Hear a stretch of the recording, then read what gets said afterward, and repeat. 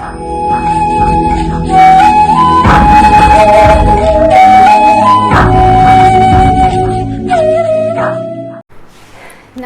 जी सभी को। I welcome you all in the next video of thermodynamics. मौसम है सुहाना, मुझको है पढ़ाना, फिज़िक्स का फसाना।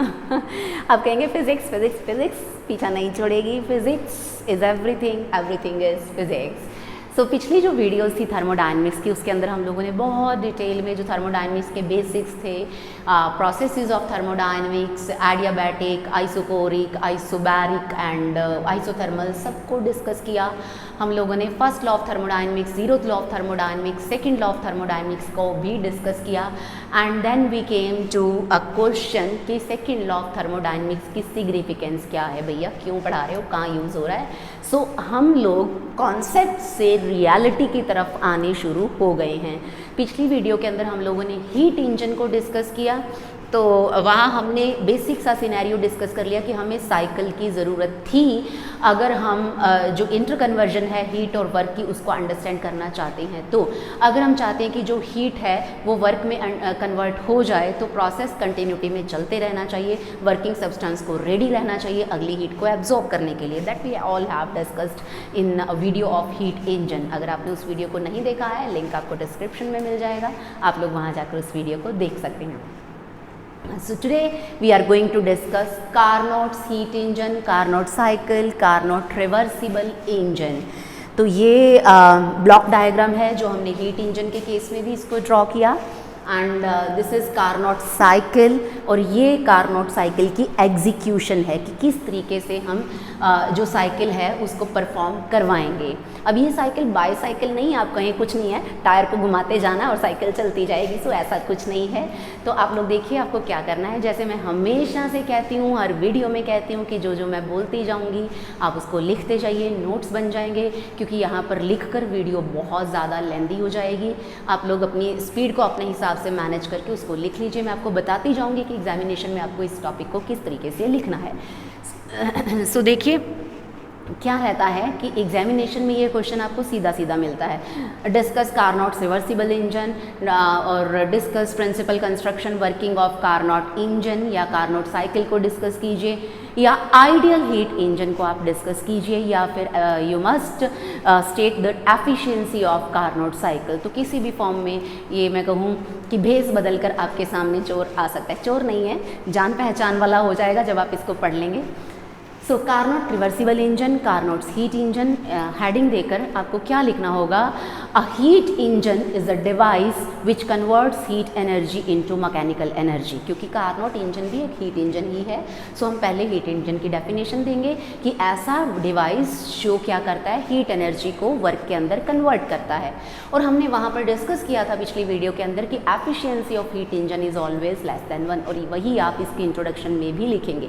We know that efficiency of a heat engine is always less than 1. A French engineer, Nicolas Léonard Sadi-Carnot, imagined an ideal heat engine from purely theoretical considerations, which is reversible heat engine working between cycles of various operations। जो मैंने बोला आप लोग उसको note कर लीजिए कि सैडी Carnot ने क्या किया, एक थॉट प्रोसेस था, ये बेसिकली एक थ्योरेटिकल कंसीडरेशन थी। उन्होंने अपने दिमाग में पिक्चर बनाई, ये सारा इंजन उनके दिमाग में बना हुआ था। अब आप कहेंगे दिमाग में बना था तो हमें क्या करना, आपको पेपर पे बनाना है। सो एक थ्योरेटिकल कंसीडरेशन है जिसमें उन्होंने आइडियल रिवर्सिबल हीट इंजन को इमेजिन किया अपने दिमाग के अंदर। उसके बाद आप लोग लिखेंगे in each cycle the working substance undergoes in turn isothermal expansion, adiabatic expansion, isothermal compression, adiabatic compression. So the working substance at the end of each cycle attains the same conditions as at the beginning of the cycle. So this engine is called Carnot's reversible engine, and Carnot reported his work in 1824. उन्होंने ये सारा ताम झाम अपने दिमाग में सोच के 1824 में अपना पेपर पब्लिश करवा दिया, रिसर्च पेपर। सो ये जो मैंने डायग्राम बना रखी है, this is basically called Carnot cycle. जो कार्नोट महाशय ने, जो कार्नोट दादा परदादा अंकल जी जो भी बोलिए, उन्होंने अपने दिमाग में सोचा, उन्होंने कौन कौन से प्रोसेसेस रिपीट किए, आइसोथर्मल एक्सपेंशन, एडियाबैटिक एक्सपेंशन है, मैं यहाँ पर एक्सपेंशन लिख देती हूँ, आई हैव रिटन प्रोसेस वैसे कोई फ़र्क नहीं पड़ेगा, लेकिन हमें बताना होगा इट इज़ एक्सपेंशन और compression. So isothermal expansion, adiabatic expansion and isothermal compression, adiabatic compression, और ये साइकिल जो है रिपीट होता रहता है। और ये यहाँ से A to B, B to C, C to D, D to A, यहाँ पर वापस जब A पर पहुँच जाता है वर्किंग सब्सटेंस तो cycle is completed and at the end of every cycle working substance attains its initial state. State का मतलब क्या होता है? Specific values of pressure, volume, temperature etcetera. So सारी इनिशियल वैल्यूज़ को वर्किंग सब्सटेंस ले लेता है दोबारा से। सो ये रहेगी introduction of Carnot's reversible heat engine. फिर आपको लिखना होगा इसका प्रिंसिपल, जस्ट लाइक जो हमने हीट इंजन में किया था। It is based on second law of thermodynamics कि अगर आपको सारी की सारी जो हीट है उसको वर्क के अंदर कन्वर्ट करना है तो आपको एक एक्सटर्नल एजेंसी की ज़रूरत होती है। सो कंस्ट्रक्शन पार्ट भी बिल्कुल सेम रहेगा जैसा हमने हीट इंजन के अंदर किया था। तो आप लोग उसके बाद पहले आप देंगे इंट्रोडक्शन। मैंने जितना कुछ भी आपको समझाया आपको वो पहले किस में लिखना होगा? इंट्रोडक्शन में लिखना होगा। इंट्रोडक्शन के बाद आप लोग लिखेंगे उसके बाद प्रिंसिपल। सो प्रिंसिपल लिखने के बाद हम लोग बात करेंगे कंस्ट्रक्शन की।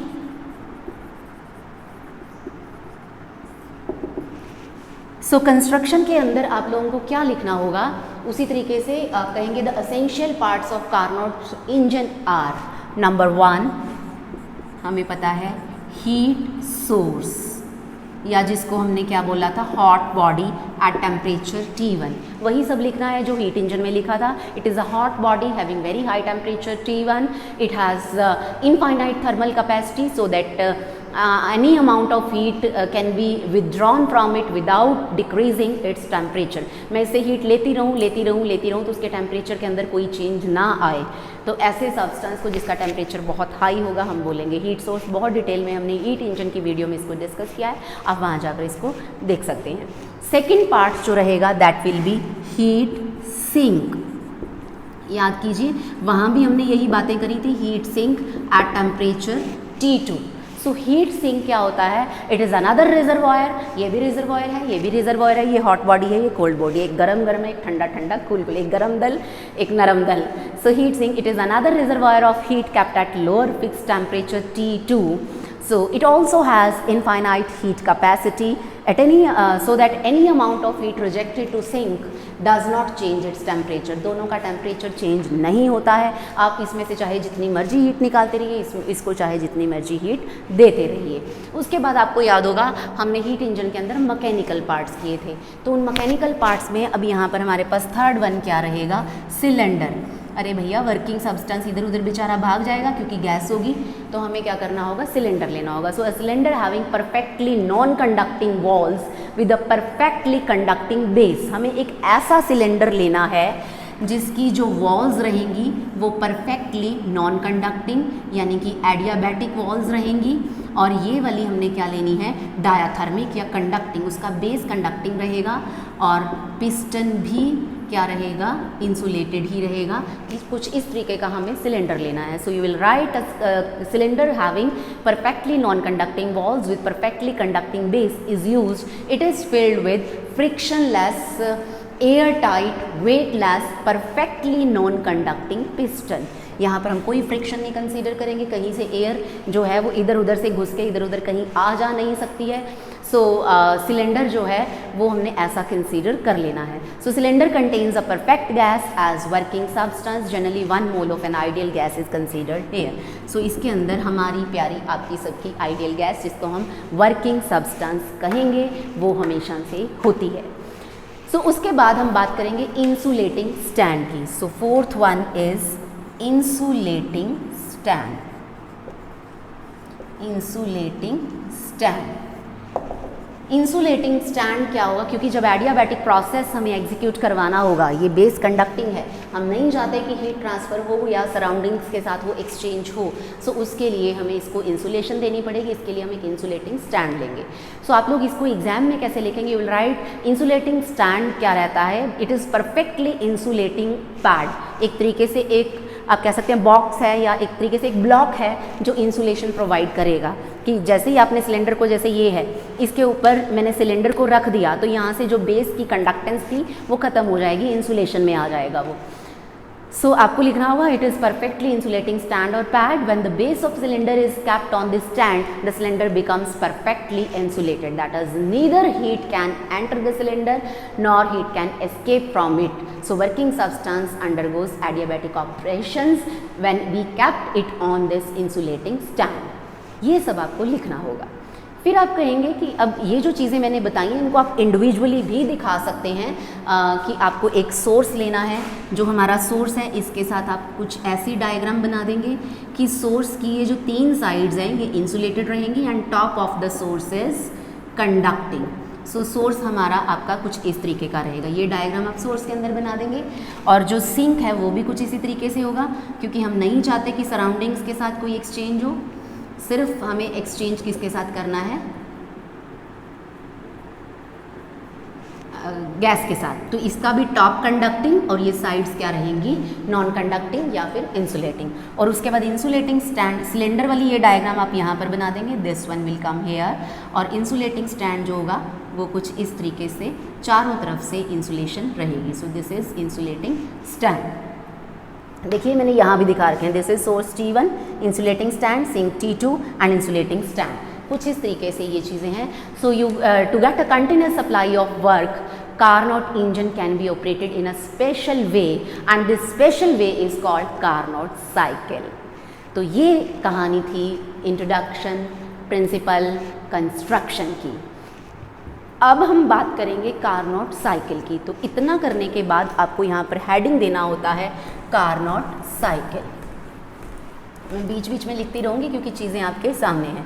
आप लोगों ने अगर इसको ड्रॉ कर लिया है तो मैं इसको इरेज कर देती हूँ ताकि ये वाली साइड हम लोग यूज़ कर सकें लिखने के लिए। अगर नहीं ड्रॉ किया है so you can draw it. Construction में ये सब आ जाएगा, इंडिविजुअली ये बनाकर उसके बाद आप ये वाला ब्लॉक डायग्राम बना देंगे कि वर्किंग सब्सटेंस को हमेशा क्या करना होता है, सोर्स से हीट लेनी होती है, सिंक को देनी होती है और वर्क परफॉर्म करना होता है। तो ये डायग्राम आप लोग, मैं इसको इरेज कर देती हूँ, you can draw it on your notebook, on your paper. तो इसके बाद हम लोग क्या करेंगे, अब हमें कार्नोट साइकिल को डिटेल में डिस्कस करना है। जो 4 ऑपरेशंस हमने वहाँ किए, चीर फाड़ नहीं है ये बल्कि जोड़ने का काम है। सो कार्नोट साइकिल, बाईसाइकिल नहीं, गोल गोल वाला साइकिल। सो कार्नोट साइकिल, यहाँ पर आप लिखेंगे the gas in the cylinder is subjected to a series of operations as discussed below. So पहला, number 1 you will write operation 1। 4 operations हमें करने हैं। सो बी रेडी, एनर्जेटिक रहिए, बहुत चीर फाड़ करनी पड़ेगी नहीं करनी होगी। आप कौन सा डॉक्टर हैं? Isothermal expansion. हम फिजिक्स के डॉक्टर हैं, हम चीर फाड़ वाले डॉक्टर नहीं, हम जोड़ने वाले डॉक्टर हैं। सो ऑपरेशन 1 इज आइसोथर्मल एक्सपेंशन। अब करना क्या होता है हमें कि ये जो हमारा सिलेंडर है इसको हम सोर्स पर रख देंगे। सबसे पहले you will write place the cylinder on the source so that working substance और gas in it acquires the temperature T2 of the source.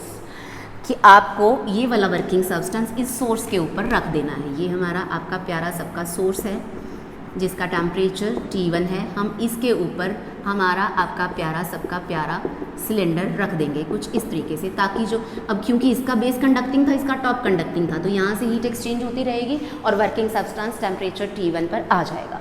उसके बाद आप लिखेंगे move the piston outward slowly so that gas expands and due to expansion gas will cool down and absorb heat from the source again through the conducting base of the cylinder.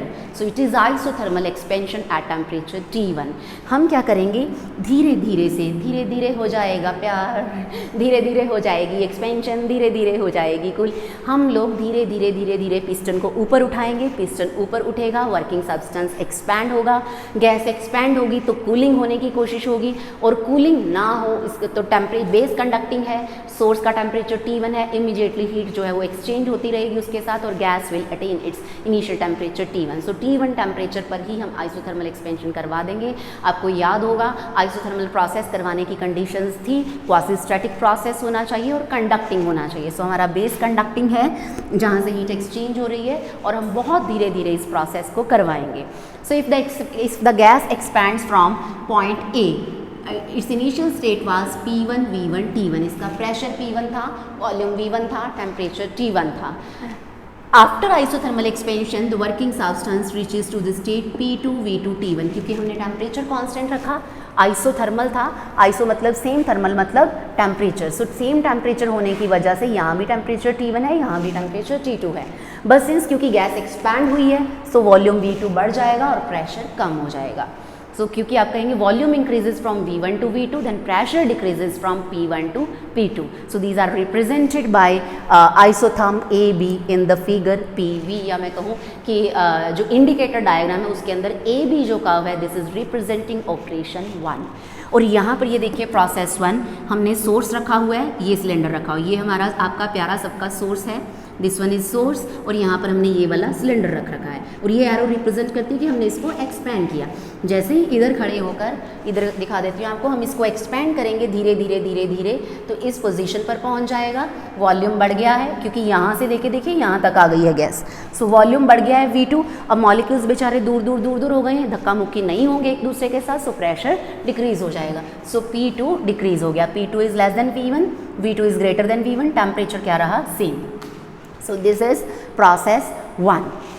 अब यहाँ पर आपको ध्यान रखना है कि जो Q1 है, Q1 is the amount of heat absorbed from source, heat absorbed from source. और किसने एब्जॉर्ब करी, वर्किंग सब्सटेंस ने। यहाँ हमने जो डायग्राम बनाई थी कि ये हमारा आपका प्यारा सबका वर्किंग सब्सटेंस था, ये है सोर्स, तो सोर्स से हीट गेन कर ली Q1, ठीक है। और इस प्रोसेस ऑपरेशन 1 के अंदर जो वर्किंग सब्सटेंस है it has absorbed heat Q1 in this process. So W1 is corresponding amount of work done by the gas in isothermal expansion, क्योंकि जब एक्सपेंशन है तो गैस एक्सपैंड हो रही है, बेसिकली गैस प्रेशर लगा रही है पिस्टन के ऊपर, तो हम कहेंगे it is work done by the gas. So from first law of thermodynamics delta Q हमें पता है किसके इक्वल होता है, du प्लस डेल्टा W, क्योंकि प्रोसेस आइसोथर्मल है सो टेम्परेचर रिमेन कांस्टेंट। अगर टेम्परेचर कांस्टेंट है इंटरनल एनर्जी टेम्परेचर पर डिपेंड करती है, so it will become 0। So delta Q is equal to delta W because du is equal to 0 in isothermal process, जो हमने previous videos के अंदर बहुत डिटेल में डिस्कस किया। अब work done is equal to the amount of heat absorbed in this process, work done is equal to amount of heat absorbed in this process. So W is equal to Q1 is equal to, हमें पता है work done का formula क्या रहता है, PdV, volume है V1 से V2, और हम लोगों ने ऑलरेडी वर्क डन की एक्सप्रेशन निकाल रखी है प्रीवियस वीडियो के अंदर जब आइसोथर्मल प्रोसेस को डिटेल में किया था। आपको याद रहेगा RT log V2 by V1 formula होता है। सो टेम्परेचर यहाँ पर T1 है, सो RT1 log V2 by V1 is the expression for work done in process 1। और हमें पता है कि PV डायग्राम के अंदर एरिया अंडर द कर्व हमें वर्क डन देता है। तो आप लोग ध्यान से देखिए AB, मैं इस पॉइंट को कह रही CD है, सो इसको मैं E बोल देती हूँ, F बोल देती हूँ, G बोल देती हूँ, F बोल। So area under the curve AB यानी कि ABEF सॉरी E ये वाला H और A, that means this is area, या तो अंडर द कर्व AB लिख दीजिए या फिर ABEHA, ये वाला एरिया हमें क्या देगा, work done. So PV is equal to RT है and P is equal to RT by V है, उसको यूज़ करके इसको हमने डिराइव करके इस फॉर्म में लेकर आए थे।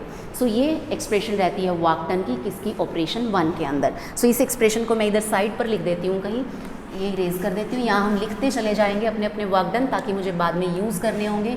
सो W1 जो कि हमारा आपका सबका प्रोसेस 1 में रहेगा, ये है RT1 log V2 by V1। Area हम कोई बात नहीं वहाँ से दोबारा देख लेंगे। सो दिस इज एक्सप्रेशन नंबर 1। या ऑपरेशन 1 डिस्कस हो गया। इसके बाद हमें बात करनी है ऑपरेशन 2 की, तो मैं इसको इरेज कर देती हूँ। यहाँ पर हम दोबारा से ऑपरेशन 2 को डिस्कस कर लेंगे। So let me erase this. Operation 2, operation 3, operation 4, ये सब करके एफिशिएंसी करनी है। सो नेक्स्ट हमें बात करनी है, सेकंड पॉइंट आप देंगे ऑपरेशन 2। सेकंड ऑपरेशन में हम लोग करवाएंगे एडियाबैटिक एक्सपेंशन। ये प्रोसेसेस हम डिफरेंट क्यों करवा रहे हैं, आइसोथर्मल ही क्यों नहीं करवा ली, इसको हमने पिछली वीडियो के अंदर डिटेल में डिस्कस किया था कि एटमॉस्फेरिक प्रेशर के इक्वल हो जाता है तो प्रोसेस स्टॉप हो जाता है। आप लोग वहाँ जाकर इसको दोबारा से अंडरस्टैंड करने की कोशिश कर सकते हैं। जिसको दोबारा देखना है, जिसने नहीं देखना है वो नहीं देखा है वो देख सकता है, जिसने नहीं देखना है वो इसको देखता रहे। सो ऑपरेशन 2 इज़ एडियाबैटिक एक्सपेंशन। अब आप क्या लिखेंगे पहले मैं वो बोल देती हूँ, फिर मैं समझाऊँगी। Now you will write, remove the cylinder from the source and place it on the insulating stand, and the piston is allowed to move further so that the gas expands adiabatically, and from volume V2 to volume V3 its volume is increased, pressure decreases from P2 to P3, and temperature of the working substance decreases to T2। इस adiabatic process में pressure, volume, temperature तीनों change हो जाते हैं। So this operation is represented by adiabatic curve BC in the diagram। तो आपको क्या ध्यान रखना है इसके अंदर, ये वाला सेकंड प्रोसेस है हमारा। आपको हमारा ये जो वर्किंग सब्सटेंस हमने यहाँ पर सोर्स के ऊपर रखा हुआ था, इससे उठा लेंगे। अब हम कहाँ पर रखेंगे इसको, इंसुलेटिंग स्टैंड के ऊपर आप हमारे आपके प्यारे सबके सिलेंडर को रख देंगे। हमें पता है इसका बेस कंडक्टिंग था, जैसे ही हम इसके ऊपर रखेंगे तो ये बेस भी इंसुलेटिंग हो जाएगा। अब आप इसको एकदम से एक्सपैंड कर दीजिए, क्योंकि एडियाबैटिक प्रोसेस में प्रोसेस को फास्ट करवाना होता है और जो वॉल्स होती हैं वो भी इंसुलेटिंग होनी चाहिए। सो एकदम से एक्सपैंड करवाएंगे, एकदम से खींच देंगे पिस्टन को एक्सपैंड करेंगे, गैस विल कूल डाउन, उसका वॉल्यूम बढ़ जाएगा, प्रेशर कम हो जाएगा, एक्सपेंशन कॉजेज कूलिंग, तो टेम्परेचर जो है वो कम हो जाएगा। अब इस प्रोसेस के अंदर और जो कर्व है दैट इज़ BC, ये वाली कर्व रहेगी एडियाबैटिक एक्सपेंशन की। फिर आपको लिखना होगा कि क्योंकि ये एडियाबैटिक प्रोसेस है सो इसके अंदर डेल्टा Q क्या रहेगा, equal to 0। Now you will apply first law of thermodynamics according to which this delta Q is equal to du plus delta W, it will be equal to 0। So delta W यहाँ पर किसके equal हो जाएगा, minus du के equal हो जाता है। So the gas does external work, its temperature falls to T2 and its internal energy decreases। अगर गैस जो है हम कहें कि जो गैस है वो एक्सपैंड हो रही है, गैस अगर एक्सटर्नल वर्क करती है, गैस खुद वर्क परफॉर्म कर रही है, सो खुद वर्क परफॉर्म करेगी, उसका वॉल्यूम बढ़ेगा, वर्क डन पॉजिटिव हो जाएगा। वर्क डन पॉजिटिव रहेगा तो du हमें पता है नेगेटिव है, बिकॉज आप यहाँ देख सकते हैं du is equal to mine, ये वैल्यू पॉजिटिव है तो ये overall negative. So internal energy of the system is decrease. हमने पीछे भी बात करी है कि अगर मैं काम करूँगी तो मेरी एनर्जी कम होगी, अगर मेरे ऊपर काम किया जाएगा तो मेरी एनर्जी बढ़ेगी। So if work is done on the gas तो ये नेगेटिव हो जाएगा, this negative and negative will become positive and du will be positive and internal energy of the system will increase. So work done W2 by the gas during the adiabatic expansion from B P2 V2 T1 to C P3 VT T2 state is given by, क्या रहता है work done, यहाँ पर हम इसको लिखेंगे W2 या हम कह सकते हैं इसको माइनस ऑफ du, इसके इक्वल भी है। हमने पिछली वीडियो के अंदर जब एडियाबैटिक एक्सपेंशन किया था, पिछली वीडियो में एडियाबैटिक एक्सपेंशन, तो वहाँ हमने उसका वर्क डन फाइंड आउट किया था। अदरवाइज आप यहाँ लिख सकते हैं माइनस du, ये किसके इक्वल रहेगा, change internal energy C point पे और इंटरनल एनर्जी किस पॉइंट पे, B पॉइंट पे। So it is UB minus UC minus UB होना था, फाइनल माइनस इनिशियल, एक माइनस पहले था। चलिए मैं ऐसे लिख देती हूँ, UC minus UB is equal to UB minus UC। So change in internal energy के इक्वल होता है। हमें पता है वर्क डन किसके इक्वल रहेगा, इंटीग्रेशन PdV, वॉल्यूम चेंज हो रहा है V2 से V3, सो V2 से V3 इंटीग्रेशन रहेगी। वही PV gamma is equal to K, equation of state for adiabatic process, अगर हम उसको यूज़ करते हैं, आप पीछे याद कीजिए हमने वर्क डन को वहाँ पर डिराइव किया है बहुत डिटेल में, मैं यहाँ डिराइव नहीं करूँगी, अगर कोई एग्जाम में फ्री बैठा है तो वो डिराइव कर सकता है। मैं यहाँ पर डायरेक्ट फॉर्मूला यूज़ करूँगी। क्या फॉर्मूला आ रहा था, RT1 minus T2 upon gamma minus 1. So this is work done in adiabatic expansion and it is equal to area under the curve BC. तो आप लिख सकते हैं it is एरिया कौन सा BCGEB, ये वाला एरिया हमें क्या देता है, वर्क डन। ये सब बातें हमने पहले डिस्कस कर रखी हैं। W1 लिख दिया, मैं W2 यहाँ लिख देती हूँ, it is RT1 minus T2 upon gamma minus 1 is equal to area. Area लिखने की ज़रूरत नहीं है, एरिया हम अपने आप बाद में देख लेंगे, हम लोग सिर्फ एक्सप्रेशंस लिखेंगे। सो RT1 minus T2 upon gamma minus 1, ये हमारा आपका प्यारा सबका ऑपरेशन नंबर 2 था। अब हम बात करेंगे ऑपरेशन 3 की। So now we are going to discuss operation 3। Expansion भैया जितनी करवानी थी करवा ली, अब हमारी आपकी प्यारी सबकी गैस थक चुकी है, तो अब हमें क्या करना है, उसको वापस उसकी इनिशियल स्टेट पर लेके आना है। So third is operation number 3, it will B isothermal compression. Isothermal compression. अब हमें क्या करना है, यू विल रिमूव, मैं पहले बोलूँगी फिर आप लिखना, मैं पहले बोलूँगी और आप लिखना, फिर मैं समझाऊँगी। अब सिलेंडर कहाँ रखा हुआ था इस प्रोसेस में, इंसुलेटिंग स्टैंड पे, यहाँ से इसको उठा लीजिए, अब सिंक पे रखें। सोर्स, स्टैंड, सिंक, स्टैंड, ये हमारे 4 साइकिल हैं। So now you will say that remove the cylinder from the insulating stand and keep it on sink which is at temperature T2. Now move the piston slowly so that gas is compressed. आपको piston को अंदर को धकेलना है ताकि gas compressed हो जाए। And isothermal process, isothermal compression is executed here until the pressure increases from P3 to P4. अब pressure बढ़ गया, ऊपर को जा रही है कर्व हमारी, and volume decreases from V3 to V2 and temperature remains same T2. So we have executed, you will say that isothermal compression such that system changes its state from C P3 V3 T2 to D P4 V2 T2। इस state पर जो हमारा working substance है वो पहुंच चुका है। आप कहेंगे कि जो ये एक्सपेंशन है this is represented by curve BC, आपको ये भी बताना होगा।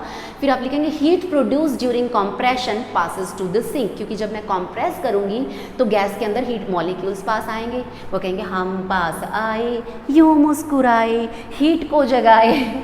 सो जो हीट आएगी वो हीट कहाँ चली जाएगी, सिंक में, हम उसको रखेंगे नहीं, सब वो सारी की सारी, क्योंकि मॉलिक्यूल जब एक दूसरे के क्लोज आएंगे तो हीट जनरेट होगी और वो हीट सारी की सारी किसको पास होती रहेगी, सिंक को, क्योंकि हमने अपने वर्किंग सब्सटेंस को किसके ऊपर रख दिया है, सिंक के ऊपर रख दिया है।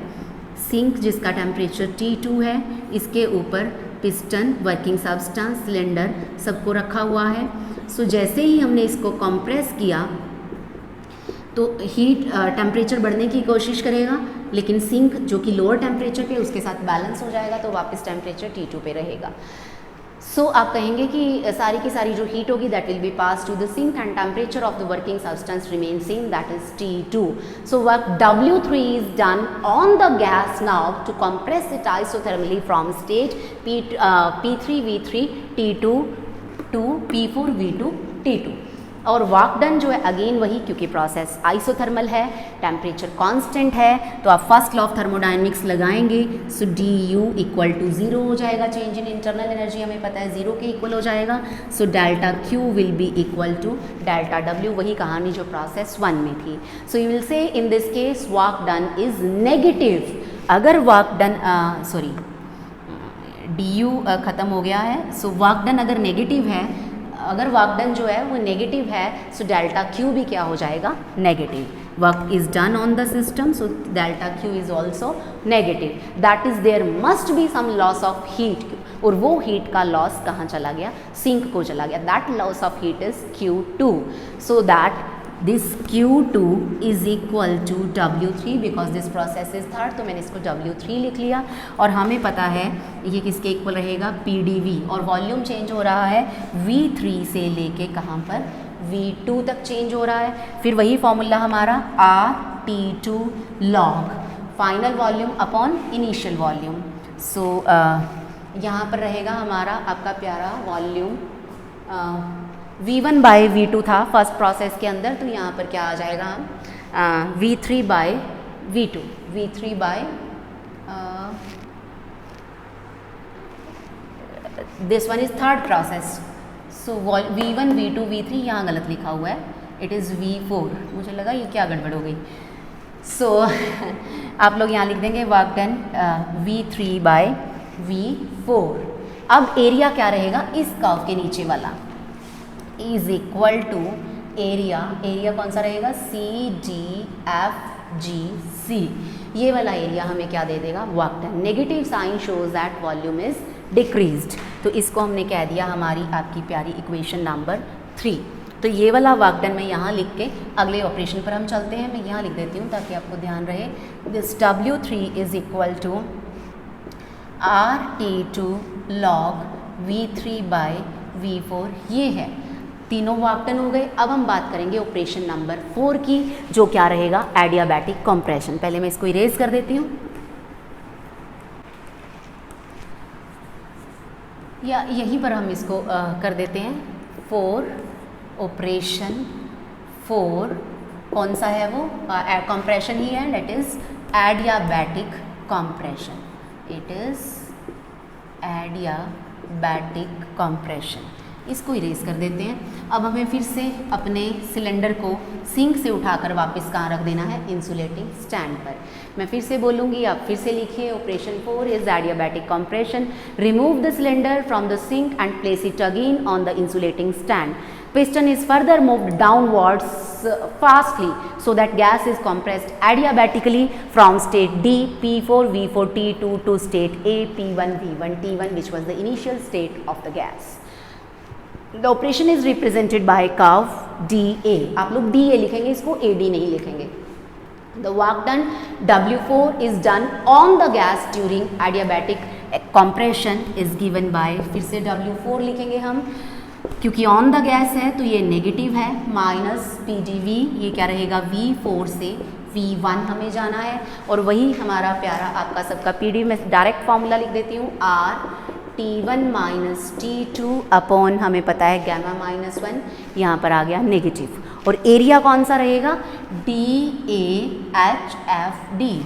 So it is area DAHFD। ये हो गया work done in operation number 4 and the cycle is complete. This is equation number 4। लेकिन इंजन अभी बाकी है, स्टोरी अभी बाकी है। अब हमें बात करनी है total work done in the engine. इसीलिए मैंने ये सारे वर्क डन लिखे थे। इसके बाद आप हेडिंग देंगे total work done in the engine W। ये किसके इक्वल हो जाएगा, चारों वर्क डन को आप ऐड कर दीजिए, या मैं कहूँ कि work done by the gas minus work done on the gas. Work done by gas हमेशा पॉजिटिव होता है, work done on the gas क्या होता है, नेगेटिव होता है। So W1 plus W2, W3 and W4 already negative work थे। So it is, एक बारी मैं इसको लिख लेती हूँ W3 W4, क्योंकि ऑलरेडी नेगेटिव है, नेगेटिव नेगेटिव क्या हो गया, पॉजिटिव हो गया। अब हमें पता है W4 is equal to exactly, ये वाला जो W4 है it is exactly equal to minus of W2। Expression आपके सामने है, यहाँ पर T1 -2 है, यहाँ पर आगे माइनस इसके लगा हुआ है, T1 -T2 T1 -2 नेगेटिव। सो हमें पता है W2 is equal to exactly equal to negative of W4। तो W2 और W4 एक्सप्रेशन में से ख़त्म हो गए। सो W किसके इक्वल आ गया, W1 प्लस W3। अब आप इसको ध्यान से देखिए, क्या होगा कि ये वाला जो वर्क डन है, पहले वाले प्रोसेस में क्या था, एरिया AB और ABEH, ये वाला एरिया था। दूसरे प्रोसेस में एरिया ऐड हो गया, ध्यान से देखिए, दिस वन, ये सारा था। अगले प्रोसेस में ये एरिया ऐड हो गया, एक्सपेंशन का वर्क डन था। अगला वाला एरिया था BCGEB। सो यहाँ पर आप लिखेंगे पहले work done by the gas में, टोटल वर्क डन में area ABEHA plus area BCGEB, ये दोनों ऐड हो गए। अब जब हम कंप्रेशन करेंगे वर्क डन नेगेटिव होगा, वो दोनों एरियाज क्या हो जाएंगे, सब्ट्रैक्ट। तो आप लोग लिखेंगे माइनस एरिया कौन सा, CDFG। तो यहाँ से ये वाला जो यहाँ तक था CDFG जो था ये निकल गया बाहर, सब्ट्रैक्ट हो गया। इसके बाद फिर से माइनस एरिया DAHF, तो ये वाला DAHF ये भी निकल गया। तो हमारे पास सिर्फ ये साइकिल वाला एरिया बच गया टोटल वर्क डन में। So you will right area क्या रह गया, ABCDA। It is area ABCDA, सिर्फ साइकिल। हमने साइक्लिक वर्क डन के अंदर भी इस चीज़ को बहुत डिटेल में डिस्कस किया था कि जब साइक्लिक प्रोसेस होता है तो वर्क डन क्या होता है, area enclosed by the cycle. वही हमने यहाँ भी प्रूव कर दिया। And it is clockwise and clockwise work done is taken positive.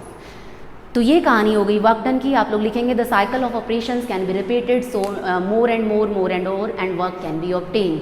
So all the 4 steps are shown here by process 1, process 2, process 3 and process 4। यहाँ पर इंसुलेटिंग स्टैंड पर हमने इसको रखा था, फिर ये P2 V2 T1 से एक्सपैंड होकर P3 V3 T2 पर पहुँच गया था। फिर जब हमने सिंक पर रखा था ऑपरेशन 3 में तो क्या हो गया था, ये P3 V3 T2 यहाँ पर था, ये यहाँ से यहाँ आ जाएगा इस स्टेट पर। फिर जब हमने वापस से 4th में इंसुलेटिंग स्टैंड पे रखा तो इस स्टेट से ये यहाँ आ गया पिस्टन। तो ये 2 केसेस एक्सपेंशन के एरोज बाहर, ये 2 केसेस कंप्रेशन के हैं एरोज इनवर्ड्स। तो ये 4 साइकिल्स थे जो परफॉर्म हुए। इसके बाद हम बात करेंगे एफिशिएंसी ऑफ कार्नोट्स इंजन की। तो मैं ये सारा इरेज कर देती हूँ ताकि जो हम लोग एफिशिएंसी की एक्सप्रेशन है उसको डिराइव कर सकें थॉरोली। काम कर लिया हमने, बहुत सारा काम कर चुके हैं। अब हम आराम करना चाहते हैं, लेकिन आराम तब तक नहीं करना है जब तक मंजिल पर नहीं पहुंच जाना है। मंजिल बहुत नज़दीक है, जय माता दी कहते जाइए, पौड़ी चढ़ते जाइए, मंजिल नज़दीक है। सो देखिए बहुत थोड़ा रह गया। अब एफिशिएंसी ऑफ कार्नोट्स इंजन आपको यहाँ पर हेडिंग देना है। You will give heading efficiency of Carnot's engine.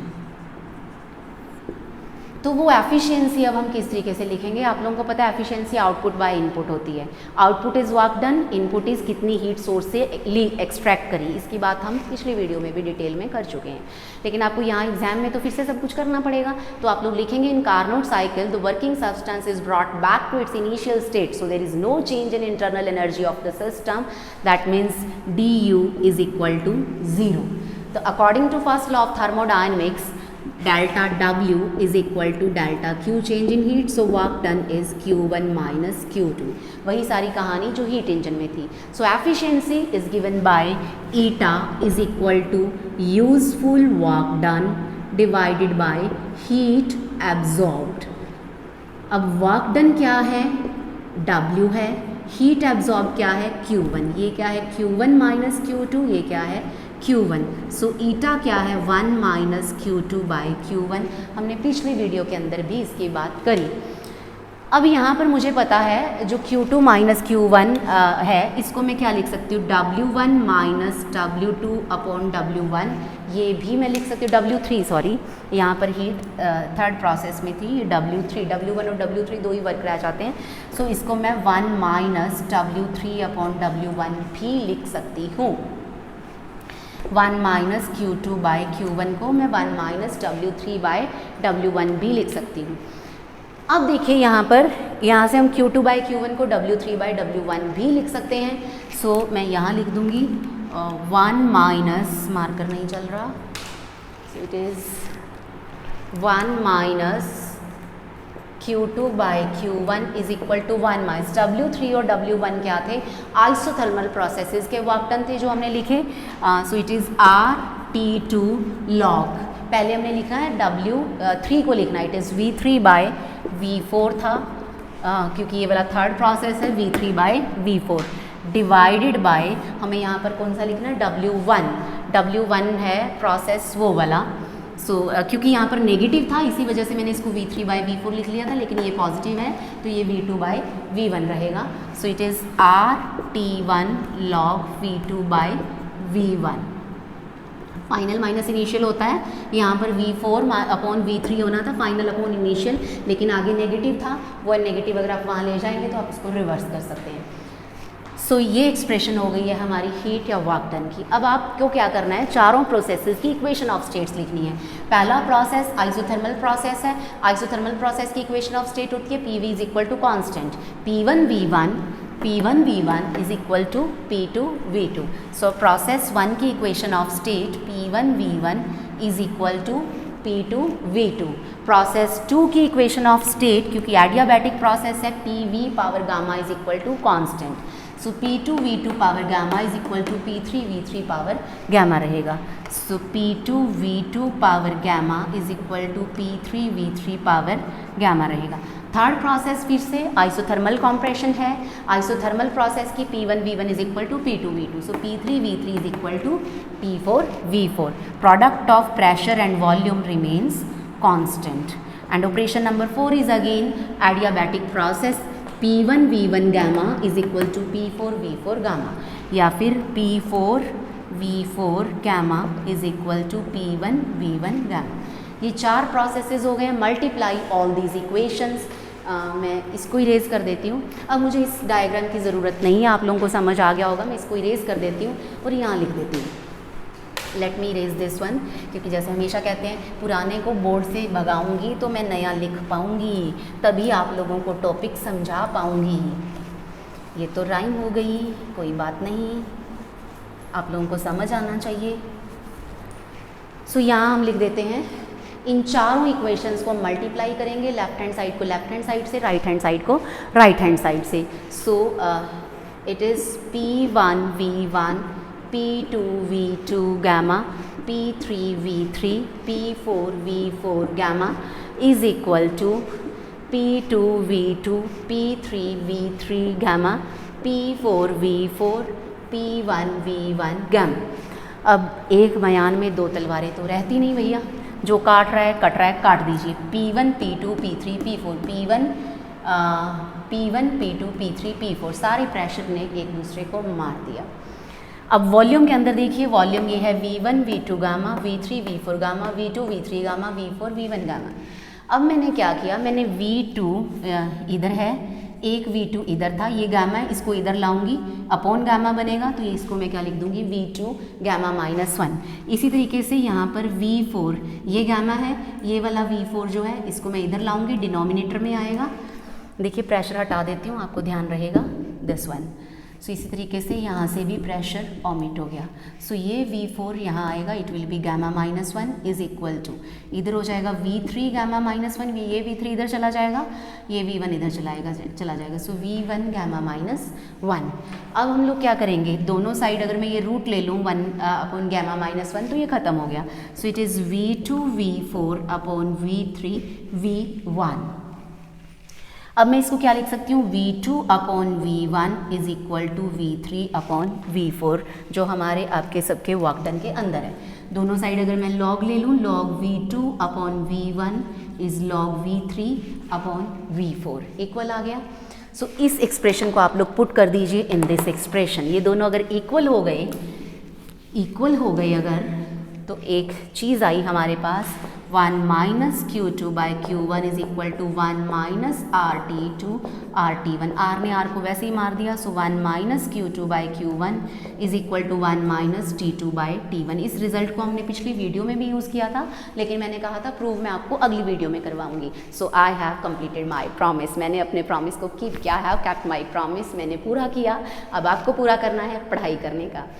So efficiency देखिए, Q2 minus Q1 is equal to T2 minus T1 हो गया। तो हमारे पास एफिशिएंसी के 2 फॉर्मूले आ गए हैं, 1 माइनस Q2 बाई Q1 या फिर 1 minus T2 by T1। So efficiency of Carnot engine is 1 minus T2 by T1 और T1 minus T2 upon T1, temperature difference between source and sink upon temperature of source. So it is clear from this equation that efficiency, अब आपको लिखना होगा conclusions में भी, it is clear from this expression that number 1 efficiency of Carnot cycle is independent of nature of working substance. यहाँ पर nature of working substance तो कहीं आया ही नहीं, क्योंकि यहाँ पर जो गैस कांस्टेंट था वो गायब हो गया। और number 2, eta depends only on temperature of source and temperature of sink, या हम कहें कि उनके टेम्परेचर डिफरेंस के ऊपर। The efficiency of Carnot engine is 100% if temperature T2 of sink is 0 Kelvin. Since we cannot have sink at absolute 0, so heat engine cannot have 100% efficiency. So therefore, eta is less than 1 always. तो prove भी हो जाता है अगर exam में आपको short question आ जाए कि एफिशिएंसी हमेशा लेस देन 1 क्यों होती है।